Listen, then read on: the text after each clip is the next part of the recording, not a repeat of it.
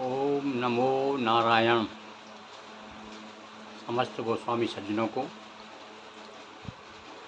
आत्मबंधुओं, हम समय समय पर आपको दशनाम संबंधी चर्चा करते रहते हैं। अभी कल ही हमने एक गोवर्धन मठ का एक प्रसंग, पद्मपाद का प्रसंग बताया, किस प्रकार से मामा भानंज में शास्त्रार्थ हुआ था। आज फिर एक प्रसंग शारदा मठ का बताते हैं। शारदा पीठ पर कि जब आचार प्रतिष्ठित होने को आए तो उसका एक प्रसंग सुनिए। यहाँ शारदा पीठ प्रतिष्ठित है कहाँ पर? ये मुकाम्बिका नाम का पंडित प्रधान स्थान है। ये मुकाम्बिका स्थान है, वहाँ शारदा पीठ प्रतिष्ठित है। स्थानीय पंडित मंडली को शास्त्रार्थ में पराजित करके उस पीठ पर बैठने का अधिकार लाभ करना पड़ता था। अब वहाँ का नियम यह था शारदा पीठ का कि बहुत शास्त्रार्थ होता था, उसमें जो जीत जाता था वही उस पर उसका अधिकारी होता था। परंतु अब तक उस पीठ स्थान में बैठने का दुर्लभ सम्मान कोई भी प्राप्त नहीं कर सका था। अब वहाँ पर जगत गुरु शंकराचार्य पहुँचते हैं और वो वहाँ के पंडितों को शास्त्रार्थ करके सबको हरा देते हैं। सब पंडित लोग आ जाते हैं, आचार्य शंकर के नाना प्रकार के प्रश्न करते हैं और आचार्य शंकर एक के बाद एक सबका सटीक उत्तर देते। इसका अहंकार दीनता के परिणत हो गया। इस समय पद्मपाद ने खड़े होकर कहा, तो अब आचार्य पीठासीन स्थान पर जा बैठे। ये भी देखो पद्मपाद की कथा है भाई। ये पद्मपाद जो तीर्थ में गए हुए थे ना, तीर्थ घूमते घूमते आचार्य शंकर के जो प्रथम आचार्य है ये पद्मपाद,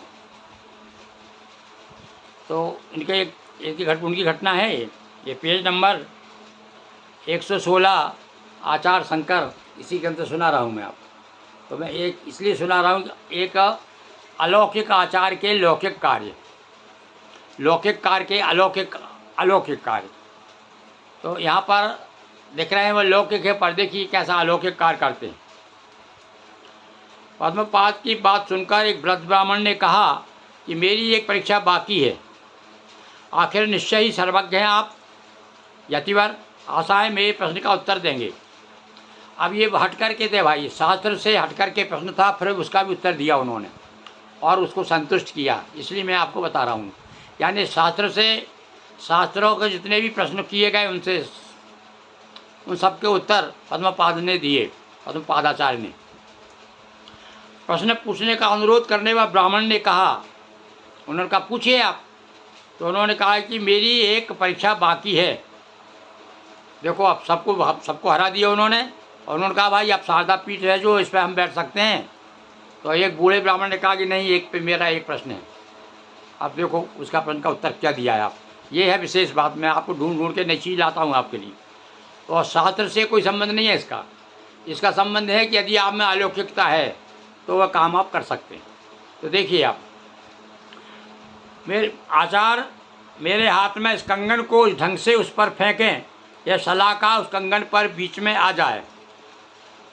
मैंने एक स्थान पर लोहे का एक सलाखा खड़ी कर दी है, एक खंबा जैसा, एक बारीक पतला खंबा, एक लोहे का मैंने कहीं गड़ा रखा है, और ये मेरे हाथ में कंगन है।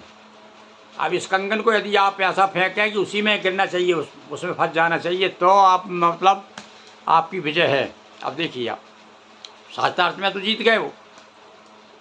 इतना क्या क्या ब्राह्मण ने उस कंगन आचार्य के हाथ में दे दिया। ब्राह्मण वह प्रश्न सुनकर के, अब लोग सुनकर अवाक रह गए कि भाई ये कोई प्रश्न हुआ क्या है, ये कौन सा शास्त्रार्थ हुआ, यह तो कोई शास्त्रीय प्रश्न नहीं है।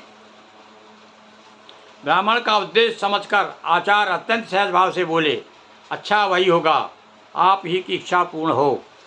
कंगन हाथ में लेकर के आचार्य कुछ क्षण तक ध्यानस्थ होकर के बैठे रहे, ध्यान लगा करके। अब देखिए एक लौकिक आचार्य किस प्रकार अलौकिकता बता रहा है।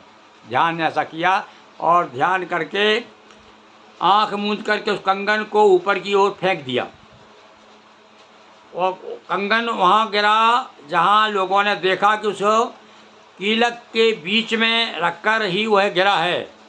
आचार्य की इस अलौकिक शक्ति के सामने सभी लोगों का सिर सभी को सिर झुकाना पड़ा।